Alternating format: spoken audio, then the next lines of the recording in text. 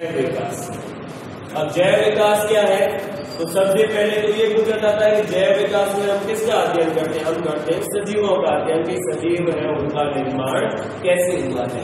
और जैव विकास आता है जिसमें ये अपने बायोलॉजी का पार्ट है, विज्ञान का पार्ट है, विज्ञान की शाखा जिसमें हम किसका अध्ययन करते हैं? जीवों का अध्ययन करते हैं, सजीवों का अध्ययन करते हैं, उसे हम बायोलॉजी कहते हैं। बायोलॉजी के अंतर्गत आता है जैव विकास, अर्थात जीवों का विकास है वो कैसे हुआ। अलग अलग धारणाएं दी है जीवों के विकास के बारे में, अलग अलग दिनों में अलग अलग तुक्का मारा है। जैसे अपने बाटवाड़ा ने एक बड़ा स्पेशल तुक्का मारा है। क्या है? बाटवाड़ा ने कहा है कि साफ सबसे पहले तो जीव की उत्पत्ति है वो कैसे हुई थी, कि ब्रह्मांड में किसकी उत्पत्ति हुई थी? साहब ओम। सबसे पहले ओम पढ़ा और ओम ने क्या किया? ओम से 3 महाशक्तियों का निर्माण हो गया। तो महाशक्तियां कौन सी थी? एक तो थी साफ ब्रह्मा, दूसरी महाशक्ति कौन सी थी? विष्णु, और तीसरी महाशक्ति का नाम क्या है? ब्रह्मा, विष्णु और महेश, ये बढ़ गई 3 महाशक्तियां। और इन 3 महाशक्तियों ने निर्माण कर दिया जीवों का। ब्रह्मा विष्णु महेश निक में बैठे थे, करे क्या? तो वे कुछ नहीं टाइम पास करते हैं। तो टाइम पास कैसे करेंगे? साहब क्रिकेट वगैरह खेल लेते हैं। तो क्रिकेट खेलने के लिए क्या बनाई? गड़िया बनाई। गड़िया बनाई किसने? ब्रह्मा जी ने गेंदें बनाई और उन गेंदों को हमने नाम क्या दे दिया? ग्रह नाम दे दिया। अब इस ग्रह में गेंद है, उस ग्रह को अच्छी तरह सजाने संवारने का कार्य किसने कर दिया? विष्णु ने कर दिया। ब्रह्मा ने तो निर्माण किया, इसलिए इनको क्या कहा जाता है? इनको कहा जाता है रचयिता। विष्णु है, इन्होंने क्या किया? इनको अच्छी तरह सजाया संवारा, तो विष्णु को क्या कहा जाता है? पालन करता। शिव जी भी थोड़े नकटे, महेश क्या थे? थोड़े नकटे थे। जब क्रोध वगैरह आ जाता था तो दांत मार के उस दड़ी को क्या कर देते थे? तोड़ देते थे। अर्थात महेश को क्या कहा जाता है? संहार करता कहा जाता है। और इन्होंने क्या कर दिया? इंसान को बनाकर टपका दिया। कहाँ पर? जमीन पर टपका दिया। और फिर इंसान है उसकी संख्या क्या हो गई? बढ़ती गई। दिन थोड़ी रात हो गई, ऐसे करके बढ़ती गई। ये अपने भारतीय अवधारणा है जिसका कोई लेना देना नहीं है साइंस से, ठीक है? बेसिर पैर की बातें हैं, ऐसे कभी कोई प्रकट नहीं हो सकता, नहीं कोई टपका सकता है। कहते हैं धरती के टिकुड़िए के साथ धरती है वो शिव जी के बर्द के हिंग मार टिकुड़िए के, ठीक है? और भूकंप क्या हुआ है कि एक हिंग जितना वो दूसरे हिंग मार उतार दिया करते क्या है? भूकंप आया। तो ऐसे कुछ क्या है धारणाएं अपने क्या है बनाई, बिल्कुल धारणाएं है, कोई लेना देना नहीं। जैसे आप पढ़ते हो अपने इतिहास में चंद बरदाई द्वारा लिखी हुई, चंद बरदाई ने क्या लिखी थी? पृथ्वीराज रासो लिखी थी। और उस पृथ्वीराज रासो में आप पढ़ते हैं कि राजपूत की उत्पत्ति है। राजपूतों की उत्पत्ति कैसी हुई थी? अग्नि से। गुरु वशिष्ठ आबू के पर्वत पर बैठे थे और वो होम कर रहे थे, और अचानक होम से यज्ञ से है वो 4 महापुरुष प्रकट हुए। वो 4 जातियां थी किसकी? राजपूतों की जाति। और इंसान के बारे में ये कहा जाता है कि ब्रह्मा है, उनके शरीर से निर्माण हुआ इंसान का। ब्रह्मा के पांव से निर्माण किसका हो गया है? शूद्र का हो गया है। ब्रह्मा के पेट से किसका निर्माण हो गया है? वैश्य का। ब्रह्मा की भुजाओं से किसका निर्माण हो गया है? क्षत्रिय का निर्माण हो गया है। और ब्रह्मा के मुख से किसका निर्माण हो गया है? ब्राह्मण का निर्माण हो गया। बिल्कुल ऐसा कभी भी नहीं हो सकता है। कभी भी अपने आप कोई चीज प्रकट नहीं हो सकती। हमेशा एक जीव की उत्पत्ति किससे होती है? दूसरे जीव से होती है। कल आप पढ़ रहे थे जसनाती संप्रदाय, और उसमें आपने कल पढ़े थे जसनाती संप्रदाय, उसमें आपने पढ़ा था कि जसनाती का जन्म फलाने दिन हुआ था। वो उन्होंने क्या लिया था? अवतार लिया। क्या लिया था? अवतार। कहाँ मिले थे? अमीर जी जानी थे, जाट परिवार में अमीर जी जानी जाट थे, जिनके कोई बच्चा नहीं था। वो एक दिन डाक में तालाब पर गए और वहां पर उन्हें क्या मिल गया? बच्चा मिल गया, जिसे उन्होंने नाम क्या दे दिया? जसनाती नाम दे दिया। वाकई में कोई प्रकट हुए थे क्या? नहीं, प्रकट नहीं हुए थे, अवतार नहीं लिया था। उनका जन्म नेचुरल हुआ था, किसी माँ की कुख से ही उनका जन्म हुआ था। और हो सकता है किसी महिला ने उस बच्चे को पालन करने में असमर्थता जताई और उसको तब छोड़ दिया तालाब के किनारे। तालाब के किनारे इसलिए जोड़ा कि तालाब के किनारे लोग आएंगे जाएंगे और लोग इसको क्या करेंगे। वो चमत्कारी कैसे हुए? फिर वो चमत्कारी कैसे हुए? ये अब ये साइंस के अकॉर्डिंग नहीं आता है, बात करेंगे बाद में कभी वो चमत्कारी कैसे। ठीक है, सारी जानकारी उपलब्ध करवाई जाएगी, साइंस के अकॉर्डिंग जानकारी उपलब्ध करवाई जाएगी। ठीक है, एकदम साइंस के अकॉर्डिंग। अब भाई जैव विकास यानी कि जीवों की उत्पत्ति है वो हमेशा किससे होती है? एक नए जीव की उत्पत्ति पुराने जीव से होती है, अपने आप कभी जीव प्रकट नहीं हो सकता। जैसे इंसान है, मानव है, तो इन मानव के जीव की उत्पत्ति कैसे हुई है? तो मानव की उत्पत्ति दूसरे जीव से हुई है। और वो दूसरा जीव कौन सा है? तो वो दूसरा जीव कौन सा है भाई? बंदर है। कौन सा बंदर है? चिंपांजी नामक बंदर है। मानव की उत्पत्ति किससे हुई है? कि मानव की उत्पत्ति चिंपांजी नामक बंदर से हुई है। अर्थात अपनी समानता किससे है? बंदरों से अपनी क्या है? समानता है। ठीक है, मानव अपने आप प्रकट नहीं हुआ है, अपनी कहते बिगड़ करोड़ के बिगड़ है बहुत ऐसा नहीं हुआ है। बंदर अच्छा खासा बिगड़ के क्या बन गया है? इंसान। बंदर की उत्पत्ति है वो किसी दूसरे जीव से हुई है, उसी की उत्पत्ति किसी दूसरे जीव से हुई है। ऐसे क्रम चलता गया, सबसे पहले छोटे जीव सूक्ष्म जीव बड़े, उससे बड़े बड़े बड़े, ऐसा करते करते क्रमिक विकास होता गया। लास्ट विकास कौन सा आ गया है? मानव का। मानव सबसे बुद्धिमान प्राणी है वो माना जाता है। तो हम कह सकते हैं अपने दादा के परदादा के दादा के लकड़ दादा कौन है? चिंपांजी नामक बंदर है। तो अगर बाजार में कभी दोबारा आपको मिल जाए, ये अपने पूर्वज मिल जाए, तो इनका पांव छू के क्या लेना है? हमने तो आशीर्वाद, लेकिन वो भी दूर से क्यों? क्योंकि लकड़ दादा को बोलो तो नहीं है कि ना भी लकड़ लगा सके, इसलिए दूर से लगा है। अब कुछ क्रमिक परिवर्तन हुए थे और वही परिवर्तन है वो कहलाते हैं जैव विकास की प्रमाण, या फिर हम कहते हैं जैव विकास के प्रमाण के सिद्धांत है। उन्हीं सिद्धांतों की बात करेंगे जिनमें से 3 सिद्धांत है वो ज्यादा पूछे जाते हैं। जिसमें पहला सिद्धांत आ जाता है जिसको हम कहते हैं लैमार्कवाद। पहला सिद्धांत है वो क्या कहलाता है? पहला सिद्धांत कहलाता है लैमार्कवाद।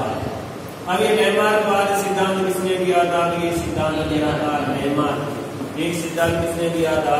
ये सिद्धांत दिया था लैमार्क ने। बड़े अच्छे वैज्ञानिक थे लैमार्क, बढ़िया बातें कही थी इन्होंने। बढ़िया के बातों के साथ साथ एक तुक्का इनका खोटा चला गया। ठीक है, बातें तो इसने बढ़िया कही थी, लेकिन एक तुक्का इनका क्या चला गया? खोटा गया। अब लैमार्क ने क्या कहा? लैमार्क ने कहा साथ शरीर के जिन अंगों का हम ज्यादा उपयोग करते हैं, शरीर के जो अंग है उन अंगों का हम करते हैं अगर अधिक उपयोग, जिन अंगों का हम क्या करते हैं? अधिक उपयोग करते हैं, वो अंग तो क्या रहते हैं? अधिक विकसित रहते हैं। जिन अंगों का ज्यादा प्रयोग करते हैं वो अंग तो रहते हैं अधिक विकसित। और जिन अंगों का प्रयोग क्या होता है? प्रयोग कम होता है, या तो वो हो जाते हैं अल्प विकसित। कैसे रह जाते हैं? अल्प विकसित रह जाते हैं, या कैसे हो जाते हैं? लुप्त हो जाते हैं, गायब हो जाते हैं। बढ़िया बात की। अपने लिखने के लिए किसका प्रयोग करते हैं? जीवने हाथ का। खाना खाने के लिए जीवने हाथ का। अन्य काम करने के लिए भी किसका प्रयोग करते हैं?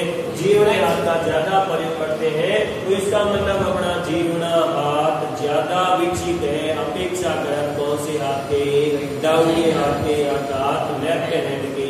अगर आपको कह दिया जाए कि लेफ्ट हैंड से खाना खाओ तो बढ़िया सा पकवान बना दिया, काजू कतली, घेवर, गुलाब जामुन, रसगुल्ले, रनुक्ति, चकियां बना दिया, ओ मुझे फोनिया आयो नहीं आया, बीमार हो डॉक्टर का जांच करेंगे। आना जरूरी है, मुंह में पानी आना जरूरी है। अब ये खाना है और अपने कौन से हाथ से खाना है? आपको लेफ्ट हैंड से खाना है, तो क्या रह जाओगी? क्यों? क्योंकि शरीर के वे अंग जिनका हम अधिक उपयोग करते हैं वो क्या रहते हैं? अधिक विकसित। और शरीर के वे अंग जिनका प्रयोग करते हैं तब वो कैसे रहते हैं? अल्प विकसित, या क्या हो जाते हैं? गायब। जैसे इसने एग्जाम्पल भी दिया था अवशेषी अंगों का। अपने शरीर में कुछ अवशेषी अंग पाए जाते हैं जो वर्तमान में क्या है? बेकार है।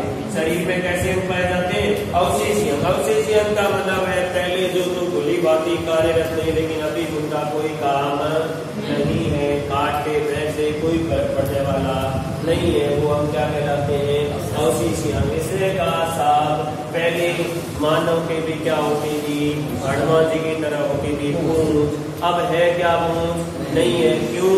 क्योंकि पूंछ है उसका कार्य हो गया बंद, जिसका कार्य हो गया बंद वो या तो हो गई अल्पविकसित या क्या हो गई लुप्त, तो पूंछ हो गई गायब। पूंछ की हड्डी अभी भी पड़ी है, उस हड्डी के फल हम कभी कभार गिर जाते हैं, कहते हैं कि हम लुई बागी, जो लुई वाली हड्डी होती है वो कौन सी हड्डी होती है, पूंछ जैसे कहते हैं उसको, अभी भी पड़ी है। ये देखो अपने ये क्या है, गाड़ा पिटना, भैंस के जितने बड़े होते थे सुपड़े जैसे ऐसे लाने के लिए काम करते थे, अब इतने नहीं, इनका प्रयोग समाप्त हो गया, प्रयोग समाप्त हो गया। कैसे हम बढ़ गए, पहले बंदर सारे मनुष्य बनना चाहिए। मनुष्य वो एक सिद्धांत दिया था, तो यूनिवर्सिटी का कभी पेपर में आया था, वो देखेंगे सिद्धांत देखेंगे, वो तो अपने अपनी धारणा लेते रहते हैं सारे के सारे। ये भी इसकी धारणा है, अभी इसकी धारणा कंप्लीट तो नहीं हुई है, अभी इसकी धारणा और भी बाकी है, इसमें कई सारे पत्ते मारे गए और भी कई बाकी है साहब। अब इसमें साथ में अपने जैसे उसने कहा था कि सांप है, सांप के पहले पैर होती थी, अब सांप के पैर नहीं है। क्यों? क्योंकि सांप है पैर था और चूहे के पीछे उसको भागना पड़ता था, चूहे के पीछे तो चूहा आता था, बिल में घुस जाता था, बिल में घुस जाता था, सांप को भी पीछे पीछे घुसना पड़ता था, और उसके पाँव है वो अट जाते थे, और बहुत सारे पाँव थे उसके और अट जाते थे, इसलिए उन्होंने क्या कर दिया, पाँव का प्रयोग करना कर दिया बंद, और धीरे धीरे पाँव क्या हो गए, लुप्त हो गए, गायब हो गए। अगर मैं इस लैमार्क के नियम को सही मान लूं, तो मेहरबानी करके आप अपने शरीर के उन अंगों को टटोल लीजिए जिन अंगों का आप क्या नहीं कर रहे हैं, प्रयोग नहीं करें। मेहरबानी करके उनका प्रयोग करना प्रारंभ कर दें, नहीं तो हो सकता है थोड़े दिनों बाद वो क्या हो जाए, गायब हो जाए, लुप्त हो जाए, और फिर कहेंगे कि हाँ भाई अपने भी शरीर में ऐसा अंदाजे से हम कहते हैं अपने भी पोस्ट पाई जाती थी। अब ये बात तो इसकी थोड़ी बहुत क्या थी, सही थी, मानते हैं कि भाई हम जीव में हाथ का प्रयोग ज्यादा करते हैं, वो ज्यादा विकसित है ढंगे हाथ के अपेक्षा। लेकिन इसमें साथ में इसने एक और पता लगा दिया कि साहब शरीर के वे अंग या वे लक्षण, शरीर के वे लक्षण जिनको हम क्या करते हैं, अर्जित कर लेते हैं, अर्जित यानी कि प्राप्त कर लेते हैं, या फिर हम उन्हें क्या कर लेते हैं, उपार्जित कर लेते हैं, वे लक्षण क्या हो जाते हैं, वंशागत हो जाते हैं, पीढ़ी दर पीढ़ी क्या करते हैं, वो गमन करते हैं, वंशागत हो जाते हैं। इसीलिए लैमार्कवाद का अन्य नाम क्या है, अन्य नाम है उपार्जित लक्षणों की वंशागति का सिद्धांत। उपार्जित लक्षणों की वंशागति का सिद्धांत ही क्या कहलाता है, लैमार्कवाद कहलाता है। अब इन्होंने ये जो लक्षण कहा था, ये किसके आधार पे कहा था, तो इन्होंने उदाहरण दिया था जिराफ की गर्दन का। किसका एग्जाम्पल दिया था, जिराफ की गर्दन का एग्जाम्पल दिया था। इन्होंने कहा अपने शरीर में कुछ लक्षण नहीं है, लेकिन अगर उन लक्षणों को हम मेहनत करके या किसी प्राकृतिक घटना के कारण प्राप्त कर लेते हैं, अर्जित कर लेते हैं, तो वो लक्षण अपने टावरों में भी चला जाता है, उन टावरों से उनके टावरों में भी क्या हो जाता है, वंशागत हो जाता है। इसे हम कहते हैं उपार्जित लक्षणों के वंशागति का सिद्धांत। इसने कहा साहब जिराफ का वो बड़ा शरीर जानवर, लड़ी जितना छोटा और लड़ी जितना शरीर, लड़ी जितनी होती इतनी होती है, भेड़ लड़ी की समझो है, भेड़ जितना शरीर और छोटा था, कभी किसी से मुंह उठा के बात नहीं करता था, मुंह हमेशा कहाँ रखता था, नीचे। भगवान ने उसके साथ किया क्या, धोखा, नीचे जो घास फूस थी वो कर दी समाप्त। अब घास फूस समाप्त कर दी, तब उसको मुंह उठा के थोड़ी सी झाड़ियां खानी पड़ी, मुंह ऊपर किया तो थोड़ी गर्दन खींच गई, और खींच गई तो अधिक उपयोग होने लगा गर्दन का, और गर्दन क्या हो गई, अधिक विकसित गर्दन थोड़ी हो गई लंबी। आगे वाले पांव भी इन्होंने ऐसे गर्दन खींची तो आगे वाले पांव भी खींचने पड़े, और आगे वाले पांव भी क्या हो गए, लंबे। पीछे वाले हिस्से का उसने प्रयोग नहीं किया, वो कैसा रहा, छोटा। अकाल जारी रहा, अकाल जारी रहा, और नीचे वाले जो झाड़ के थे वो भी क्या हो गए, खत्म। अब झाड़ के खत्म हो गए तो धोनी देखिए, धोनी लग क्या करे, अपने फूल ठीक है, हाँ धोनी मतलब बकरी, बकरी वो गर्दन क्यों नहीं बढ़ी, ये पूछ रहा है। अरे साहब अभी पूरी नहीं हुई ये बात, ठीक है, पहले आप एडवांस में चल रही है, थोड़ी बात सुनो। ठीक है, अभी इसका नियम है, उसको सुनो, इसने नियम क्या कहा था, उसके बाद पूछना कि ऐसा क्यों नहीं होता है। ठीक है, पहले ही हम क्या नकल किया करो, नकल करो तो नकल किया करो, पाठ लगी हो कंटेंट मिल जाए, हमारी भी पढ़ी गई है, अपनी भी पढ़नी चाहिए, कैसे नहीं पढ़ी। ठीक है, तो अब क्या हुआ कि झाड़ के नीचे वाले खत्म हो गए, तो उसको थोड़ी सी क्या है लटकना पड़ा, तो गर्दन थोड़ी और लंबी होगी, आगे वाले पांव क्या हो गए, लंबे हो गए। अकाल और जारी रहा और अगले साल और उसके क्या है, जो छोटे छोटे झाड़के थे या तो छोटे छोटे वृक्ष थे वो क्या हो गए, समाप्त हो गए।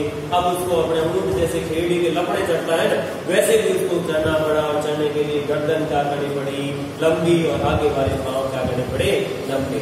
लेकिन पीछे वाले हिस्से का प्रयोग नहीं किया तो कैसा रह गया, कटना रहेगा। जिराफ देखो ठीक है, कोट जिराफ देखो हो, गर्दन लंबी हो गया, पग लंबा हो गया, पीछे वाले झुके हुआ करे, कट हो गया करे। तो जैसे ही उस जिराफ का टाबर पैदा हुआ, उसके ऑटोमेटिकली क्या थी, गर्दन लंबी थी और आगे वाले पांव क्या थे, लंबे थे।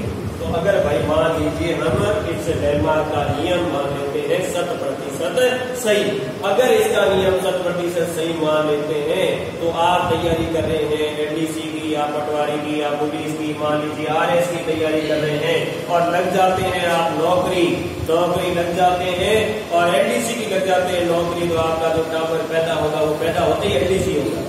क्यों? आपने लक्षण क्या कर लिया है, अर्जित कर लिया है। अगर पैदा होते ही बाहर निकल के ऐसे करेगा, या बाई चांस उसने मेहनत करके और बन गया, वो पहलवान बन गया, हट्टा कट्टा पहलवान बन गया कोई आदमी, उसका टावर पैदा होते ही पहलवान होगा, बाहर निकलते 2-3 को उठा के फटाक से पटक देगा वो। लेकिन ऐसा होता है? ऐसा नहीं होता। इसका मतलब इसका सिद्धांत क्या था, खोटा था। सिद्धांत इसने दिया था ये खोटा था, इसका नहीं होता। ठीक है, ऐसा होता है तो अपने को फायदा होना चाहिए और घाटा भी होना चाहिए। घाटा भी होता है ऐसे, घाटा कैसे कि बाई चांस कोई आदमी कौन हो तो टावर के पैदा हो, कौन ही पैदा हो, ब्याह और मुश्किल हो जाए तब भाई, कोई ब्याह करता ही नहीं होगा। अपने को पहले से पता होता कि इसका टावर है वो कैसा पैदा होगा, कौन ही पैदा होगा, कौन ब्याह करेंगे। और बाई चांस कोई शादीशुदा आदमी है, कोई एक्सीडेंट है, टॉप वो कट गई तो टावर भी क्या पैदा हो, तो कटोरी पैदा हो। ठीक है, तो समस्या हो गई बेटे। लेकिन ऐसा कभी भी नहीं होता। तब इसको फैल किसने किया, एक बड़ा निकमा आदमी था, इसने फैल करने का कार्य किया। ठीक है, उस विलिक में आदमी का नाम था साहब बीज में, क्या नाम था, ये ऊंटों का लाटा। ठीक है, इसने किसका लाटा लिया, चूहों का। बीज मैंने क्या किया, 50 शादीशुदा चूहों को बुलाया। ठीक है, 50 शादीशुदा चूहे मतलब क्या है, 50 जोड़ी। ठीक है, धनी और लुगाई दोनों थे, उनको बुलाया और उन्हें कहा मैं तुम्हें दूंगा खाना, मैं तुम्हें दूंगा रहना, मैं तुम्हें रोटी कपड़ा और क्या दूंगा, मकान दूंगा। बदले में मुझे क्या चाहिए, तो बदले में ये पूंछ हमें दे दे काकू। ठीक है, बदले में उन्होंने क्या मांग ली, पूंछ मांग ली, किसकी, चूहों की। इसने क्या किया, 50 जोड़ी चूहों को लिया, एक कमरे में छोड़ दिया, बंद कमरे में, खाना पीना दिया और कहा कि भाई तुम्हारी ये पूंछ कोई काम की नहीं है। और लेमार्क ने कहा था कि जिनको अंगों का काम प्रयोग करते हैं वो कैसा होना चाहिए, हल विकसित या गायब होनी चाहिए, तो उनकी पूंछ क्या होनी चाहिए, गायब। बाई चांस गायब नहीं होती है। दूसरा क्या कहा था कि जो लक्षण हम प्राप्त कर लेते हैं वो भी पीढ़ी दर पीढ़ी जाता है, तो चूहों की मैं काट लेता हूँ पूंछ, तो चूहों ने पूंछ काट लिया यानी कि लक्षण प्राप्त कर लिया है, उनके टावरों में लक्षण है वो नहीं होना चाहिए। तो बात तो भाई सही है। लेकिन इन 50 जोड़ी चूहों को जैसे ही बंद कमरे छोड़ा, चूहों में तो जानते प्रजनन क्षमता बहुत ही पाई जाती है, कुछ ही समय में अच्छी खासी भोज तैयार कर देते हैं। अब चूहों की भोज तैयार हुई तो उन्होंने देखा सभी की क्या थी, पूंछ। उसने कहा यार हो सकता है उनके माता पिता से गलती होगी, पूंछ उन्होंने ट्रांसफर कर दी होगी, कोई बात नहीं। उन्होंने ये माता पिता को निकाला बाहर और जो टावर थी उनके भी क्या काटी, पूंछ। और उन्हें भी कहा कि अब तुम भी क्या पैदा करो, टावर पैदा करो। और ऐसा ही लगातार कितनी पीढ़ी तक करता गया, 100 पीढ़ी तक लगातार चूहों के क्या काटता गया, पूंछ। फिर भी 101वीं पीढ़ी में वापस क्या आ गई, पूंछ आ गई। इसने कहा लेमार्क आपकी बात है, लेमार्क जी आपकी बात मेरे पल्ले नहीं पड़ी, क्योंकि अगर आपका बात है वो बात में कुछ दम होता आपकी बात में, तो चूहों की पूंछ गायब होनी चाहिए। मैंने तो 100 पीढ़ी लगातार चूहों की पूंछ डाल दी, अब तो चूहों की पूंछ गायब होनी चाहिए, लेकिन फिर भी चूहों की पूंछ अभी भी क्या है, पड़ी है तो ऐसा क्यों है, ऐसा लेमार्क के पास कोई जवाब नहीं था। तो पूछ लिया लोगों ने, तो ही बता भाई के है। तब इसने एक सिद्धांत दिया अपना, उस सिद्धांत का नाम है जर्म प्लाज्मा थ्योरी। उस सिद्धांत का नाम क्या है? Germ plasma theory. या फिर इसे अपने अगर पढ़ोगे आप मनोविज्ञान में पढ़ोगे, जैसे इसी का सिद्धांत का नाम है बीज कोश की निरंतरता का सिद्धांत। बीज कोश की निरंतरता का सिद्धांत है, उसे हम क्या कहते हैं? जर्म प्लाज्मा थ्योरी कहते हैं। किसने दिया था ये सिद्धांत? दिया था साहब बीज ने। अब अपने एक शब्द आ गया है, कौन सा अंग? अवशिष्ट। तो शरीर में कुछ विशेष प्रकार के अंग पाए जाते हैं जो जैव विकास का देते हैं प्रमाण। जैव विकास का प्रमाण मतलब जीवों का विकास है वो एक जैसे ही हुआ है, या फिर हम कह सकते हैं बड़े जीवों की उत्पत्ति छोटे जीवों से ही हुई है। इनके प्रमाण देने वाले कुछ अंग है, जिनमें से 3 प्रकार के अंग है जिनके बारे में ज्यादा वर्णन करेंगे। पहला आ जाता है, उन्हें हम कहते हैं समजात अंग। पहले अंग क्या कहलाते हैं? समजात। अब सम का मतलब होता है समान और जात का मतलब जाति। अब जाति समान कब होती? भाई मान लीजिए 50 आदमी ऐसे हैं जिनकी जाति सुतार है, तो उनकी जाति सुतार कब होगी? 50 जनों की जाति सुतार कब होगी? जब वो पैदा कहाँ होगा? सुतार की ढोड़ी जन्म ले जने में उतार हो ये तो है तो भाई के घर जन्म ले प्राण में उतार होती, लेकिन ऐसा तो नहीं होगा। जाति उनकी सुतार नहीं के घर जन्म लेने से नहीं होगी। तो सुतार जाति कब होगी? जब उनकी जन्म है वो सुतार जाति में होगा, यानी कि जन्म का मतलब उत्पत्ति। तो पहले अंग कहलाते हैं वो कैसे कहलाते हैं? समजात अंग। सम का मतलब समान, जात का मतलब जाति। वे अंग जिनकी जाति समान हो, जाति का मतलब उनकी क्या समान हो? उत्पत्ति समान हो। वे अंग जिनकी उत्पत्ति कैसी हो? समान। तो वे क्या कहलाते हैं? समजात। अभी पूरा नहीं हुआ है। 50 का 50 सुतार है, वे खाएंगे लकड़ी कर्म को कौन करेगी? ये करे कहीं मास्टर बनी, तो कहीं एनडीसी बनी, कहीं हेड मास्टर बनी, कहीं आरएस की तैयारी करी, कहीं अलग अलग करेगी, यानी कि काम क्या करेंगे वो अलग अलग। तो वे अंग जिनकी उत्पत्ति समान और कार्य क्या हो? कार्य भिन्न भिन्न हो, अलग अलग हो, उन्हें हम कौन सी अंग कहते हैं? समजात अंग कहते हैं। वे अंग जिनकी उत्पत्ति समान और कार्य भिन्न भिन्न हो, वे क्या कहलाते हैं? समजात अंग कहलाते हैं। जैसे एग्जाम्पल के लिए मैं दे देता हूँ, वो है मानव की आंख। अब ध्यान देखना, ये अकेले समजात नहीं होते।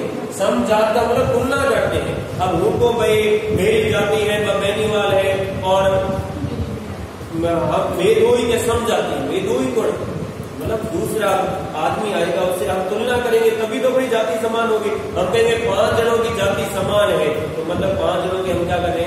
समजात अंग में तुलना होगी। जैसे मानव की हाथ है, घोड़े और कुत्ते की अग्रपाद है। घोड़े व कुत्ते के अग्रपाद है और ठीक है समगात के पर। अगर इनकी उत्पत्ति देखें, उत्पत्ति और संरचना देखें तो एक जैसी होती है। उत्पत्ति और साथ में इनकी संरचना देखें तो दोनों है एक जैसी, लेकिन इनका कार्य क्या होता है? मानव के हाथों का कार्य मल्टीपर्पज है, ठीक है, मल्टीपर्पज है।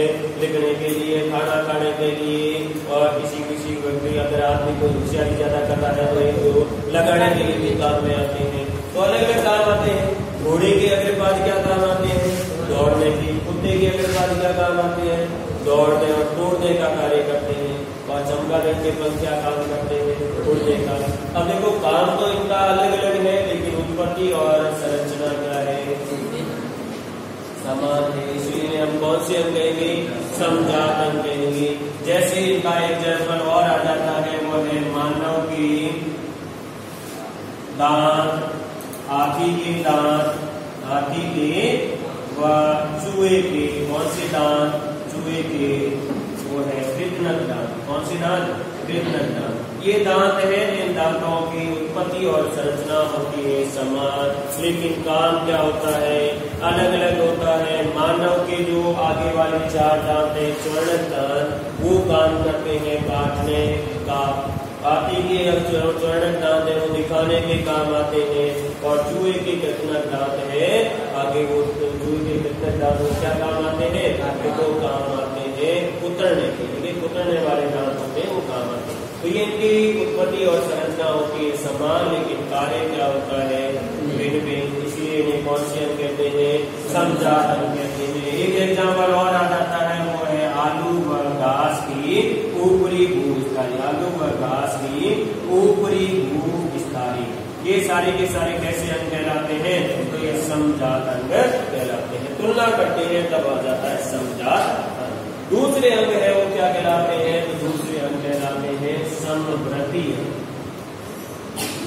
कैसे अंग कहलाते हैं समवृत्ति अंग। वृत्ति का मतलब क्या होता है कार्य। वृत्ति का मतलब क्या होता है कार्य और सम का मतलब होता है समान। तो वे अंग जिनकी उत्पत्ति और संरचना क्या हो उत्पत्ति और संरचना हो अलग अलग उत्पत्ति और संरचना हो अलग अलग लेकिन उनका कार्य क्या हो कार्य समान हो। जैसे है मास्टर बनुड़ा है जैसे है एलडीसी बनुड़ा है तो एलडीसी है एक जाति का बनुड़ा होगा कि नहीं अलग अलग जाति का एलडीसी है अलग अलग जाति का मास्टर है तो उनकी उत्पत्ति और संरचना क्या है भिन्न भिन्न लेकिन कार्य क्या है समान। उन्हें हम कौन से अंग कहते हैं समवृत्ति अंग कहते हैं। जैसे एग्जाम्पल के लिए मैं लिख देता हूँ उदाहरण के लिए मैं लिख देता हूँ चमगादड़ के पंख और पक्षी के पंख। चमगादड़ के पंख व पक्षी के पंख दोनों का कार्य क्या है उड़ने का कार्य है लेकिन इनकी उत्पत्ति और संरचना क्या है अलग अलग है। जैसे मान लीजिए मैं कह देता हूँ क्या कह देता हूँ चमगादड़ के पंख और पक्षी के पंख के जैसा एग्जाम्पल दे देता हूँ मानव के फेफड़े और मछली की गलबड़े काम क्या करते हैं श्वसन का कार्य करते हैं लेकिन उत्पत्ति और संरचना क्या होती है भिन्न भिन्न होती है। उन्हें हम कौन से अंग कहते हैं समवृत्ति अंग कहते हैं। और तीसरे प्रकार के अंग है वो कहलाते हैं वो है अवशेषी अंग। तीसरे प्रकार के कैसे अंग कहलाते हैं अवशेषी अंग। अवशेषी अंग का मतलब क्या होता है बेकार। अवशेषी अंग का मतलब क्या होता है बेकार। तीसरे प्रकार के हैं वो क्या कहलाते हैं अवशेषी अंग। ऐसे अंग जो पूर्व में भली भांति थे कार्य ऐसे अंग जो पहले थे भली भांति कार्य लेकिन वर्तमान में प्रयोग में नहीं आने के कारण या तो लुप्त हो गए हैं या बेकार हो गए हैं। उन्हें हम क्या कहते हैं अवशेषी अंग कहते हैं। पहले तो ये बढ़िया टकाटक काम में आते हैं अब इनका कोई काम नहीं है इनको शरीर से बाहर रहते कोई फर्क नहीं पड़ता वो क्या कहलाते हैं अवशेषी अंग कहलाते हैं। मानव में लगभग कितने प्रकार के अवशेषी अंग पाए जाते हैं मानव में 100 प्रकार के अवशेषी अंग पाए जाते हैं जिसमें से कुछ आ जाते हैं जैसे पहला आ जाता है कर्ण पिंगा। कर्ण पिंगा कौन सा ये अपने जो यहाँ पर ये है ये भैंस इतने पहले बड़े होते थे अब इनका कोई काम नहीं इनको काट के फेंक दे कोई फर्क नहीं पड़ेगा क्योंकि कान अंदर है पर पड़ी बस इतना ही पड़ेगा। आदमी फूट हो रही है कोई बाकी कोई फर्क नहीं पड़ेगा। एक आदमी के काट के फेंक देंगे तो कनकट्टा बन जाएगा ठीक है। कनकट्टा मतलब बहुबरी समास है या कोई समास बन जाएगा ये और वो आदमी फूट रहा नहीं दिखेगा ठीक है। और सारे आदमी के कान कटे हुए तो जिसके कान है वो फूट रहा नहीं दिखेगा फिर तो ऐसा हो जाएगा ठीक है। तो कर्ण बिना है इसका कोई कार्य नहीं पहले ये कार्य करता था अब कार्य नहीं। जैसे अपने अक्लदार जब आदमी को अकल आ जाती है ना तब एक दाढ़ निकलती है उसको हम कौन सी दाढ़ देते हैं अकल दाढ़ देते हैं। अकल कब आती है जब बाजार खाते हैं सही है बचीड़ जब क्या कहते हैं बचीड़ खाते हैं तब अकल आती है। नॉर्मली अकल अपने को कब आती है 19 से लेकर 22 साल के बीच। जिनको अकल आ जाती है वो तो बढ़ जाते हैं आदमी मिनट बढ़ जाते हैं जिनको अकल नहीं आती है वो उसके बाद चमका मिलते ठीक है रोज मिलते रहते हैं। आदमी बढ़ जाते हैं मतलब ये सही ढंग से कार्य करने लग जाते हैं। तो अकल दाढ़ अपने शरीर में बेकार है। उसी तरह अपने बेकार कौन सा है तो है निमेश पटल निवेश पटल भी अपने शरीर में अवशेषी अंग है, बेकार अंग है। उसके अलावा आ जाता है शरीर पर बाल है, वो भी अपने शरीर में अवशेषी अंग है। जैसे अपने आ जाता है पुच्छ कशेरु, पूंछ की हड्डी पाई जाती है, लेकिन पूंछ नहीं पाई जाती, ये शरीर में अवशेषी अंग है। जैसे अपने शरीर में अवशेषी अंग क्या है, अपेंडिक्स भी अपने शरीर में क्या है, अवशेषी। ये कुछ प्रमुख अवशेषी अंग है जिनका वर्तमान में कोई कार्य नहीं। चलो, ये जैव विकास का पहला सिद्धांत था, जिसको हमने क्या कहा, लेमार्कवाद हो गया है, उपार्जित लक्षणों की मंशा कटी हो गई है। तो उसके बाद एक और आ जाता है नियम, वो है डार्विनवाद। कौन सा वाद कहलाता है, डार्विनवाद। बढ़िया सिद्धांत है, सबसे अच्छा सिद्धांत यही माना जाता है डार्विनवाद। जिन्होंने कहा था नए जीव या नई जाति की उत्पत्ति कैसे होती है, ठीक है, नए जीव या नई जाति की उत्पत्ति कैसे होती है। सिद्धांत का नाम क्या है, डार्विनवाद, या इसी सिद्धांत को कहते हैं प्रकृति चयन का सिद्धांत। क्या कहते हैं, प्रकृति चयन का सिद्धांत, या इसी सिद्धांत का नाम है प्राकृतिक वर्ण का सिद्धांत। बढ़िया अच्छा सिद्धांत है प्राकृतिक वर्ण का सिद्धांत। तो ये किसने दिया था साहब, डार्विनवाद है, वो किसके द्वारा दिया गया था, ये दिया गया था डार्विन के द्वारा। सिद्धांत का प्रतिपादन किसने किया था, चार्ल्स डार्विन ने। डार्विन के बारे में कहा जाता है कि डार्विन ने बीगल नामक जहाज, इनके जहाज का नाम था, जिसका नाम है बीगल।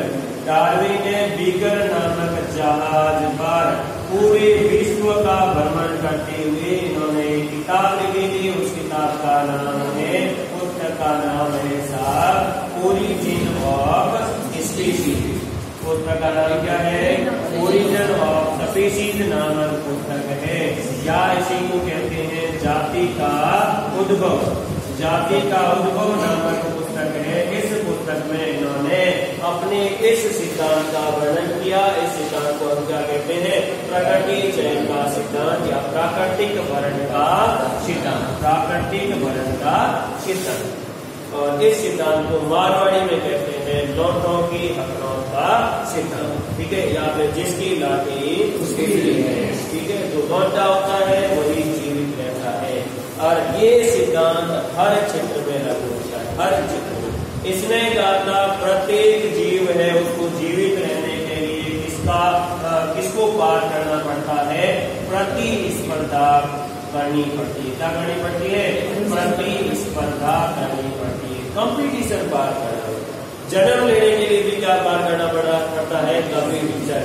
अपने क्या था, एक अंडाणु था, उस अंडाणु को भेदने के लिए शुक्राणु की संख्या 2 करोड़ थी। उनके मध्य क्या लगा, कंपटीशन हुआ, जिसने रेस जीत ली और उसी के कारण हम क्या हुए, हमने जन्म लिया। तो जन्म लेने के लिए भी हमने क्या पार किया, एक कंपटीशन पार किया है। प्रत्येक जीवों के मध्य क्या होता है, कंपटीशन। और उस कंपटीशन को जो पार कर लेता है, उस कंपटीशन से जो पार पड़ जाता है, वही क्या रहता है, जीवित रहता है। सिलेक्शन किसका होता है, उसी का होता है।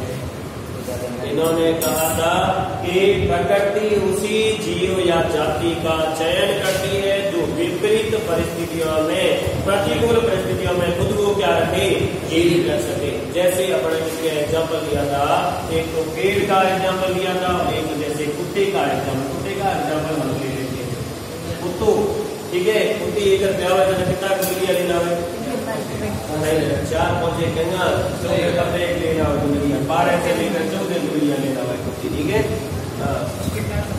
अब अगर है 12-14 गुलिया जीवता रहती है तो होता ही होता होती, ठीक है, लेकिन 12-14 गुलिया जीवता रहा करेंगे नहीं।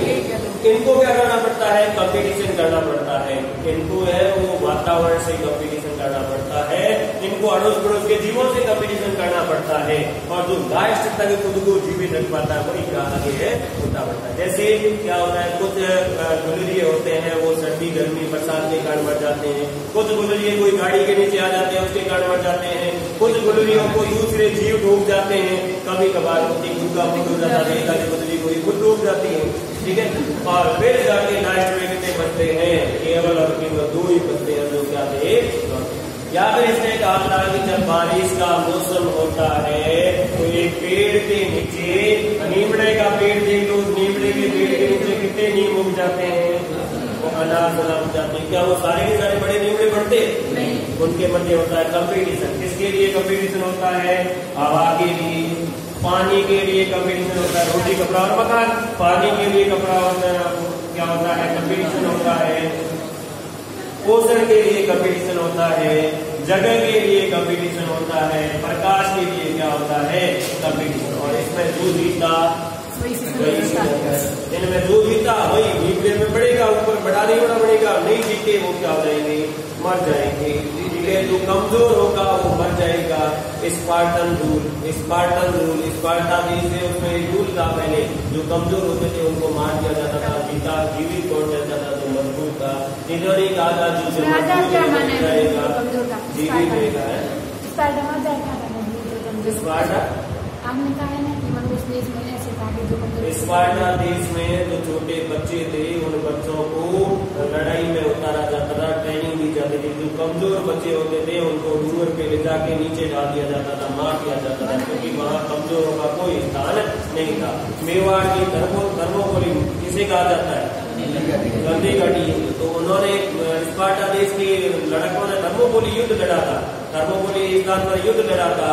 300 स्पार्टन थे और 300 स्पार्टन ने आगे दुश्मन थे उनको नानी याद दिला दी थी, ठीक है। वो भी जो भी ठीक है वो याद दिला दी। कोई बात नहीं, अपने हिंदी नहीं पढ़ते, छठी के दूध। अब डार्विन के सिद्धांत है, ये डार्विन का सिद्धांत वर्तमान में भी कार्यरत है। वर्तमान में आप एमडीसी का एग्जाम दे रहे हो तो 17 लाख फॉर्म भरे गए हैं। 17 लाख फॉर्म में से कौन जीतेगा, जो लास्ट तक है वो खुद को क्या रख पाएगा, मजबूत रख पाएगा। कई तो की है पड़ोसी धोखा देख देख तेरे नंबर के तो कहता हरा कौन बढ़ रहा है, होशियार बैठा दे एग्जाम दे। कई घरे कोई कौन हो के कारण, कई दूसरा है आर्थिक प्रॉब्लम हो के कारण। और जो लास्ट तक मजबूत रहेगा वही क्या रहेगा, वही उसी का सिलेक्शन होगा, ठीक है। कई एग्जाम पास कर लेंगे लेकिन उनके टाइपिंग टेस्ट नहीं होगी, तो पीछे रह जाएंगी। तो प्रतिस्पर्धा पार करते हैं, उस प्रतिस्पर्धा को पार करके जो अंतिम तक जीवित रहता है वही नई जाति का रूप लेता है। इसे डार्विनवाद या प्रकृति चयन का सिद्धांत कहते हैं। प्राकृतिक चयन का सिद्धांत हमें आसाराम जी ने पकड़ा तो लोग भगत आते कि नाना साहब आसाराम जी बड़ा हो ही नहीं सके। तो वैसे ही बीच में ने तैयार किया किसको, लैंडमार्क। तो लैंडमार्क का एक कोई भगत था, उसने कहा ना साहब हमारे तो गुरु जी है कहीं कई वर्ग वो तो नमक कई वर्ग तो हो ही नहीं सके। फिर एक वैज्ञानिक लगा जिसने एक नया सिद्धांत दिया, उस सिद्धांत का नाम है साहब उत्परिवर्तनवाद। उस सिद्धांत का नाम क्या है, उत्परिवर्तनवाद। उत्परिवर्तनवाद ये कहता है कि सारे के सारे लक्षण जो हम लोग अर्जित कर लेते हैं वो पीढ़ी दर पीढ़ी नहीं जाते। शरीर में होने वाले अचानक ऐसे कुछ परिवर्तन जो अपने जीनीय संरचना या डीएनए में परिवर्तन कर देते हैं, वही लक्षण पीढ़ी दर पीढ़ी क्या होते हैं, संतरित होते हैं। और ये सिद्धांत में क्या कहलाता है, उत्परिवर्तनवाद कहलाता है। और उत्परिवर्तनवाद किसने दिया था, उत्परिवर्तनवाद दिया था हॉलैंड के ह्यूगो डी व्रीज थे। इन्होंने कौन सा सिद्धांत दिया था, इन्होंने दिया था उत्परिवर्तनवाद। तो अब देखना शुरू कीजिए, हेडिंग डाल लीजिए जैव विकास। जैव विकास में तो मुख्य रूप से इन्हीं बातों का वर्णन करना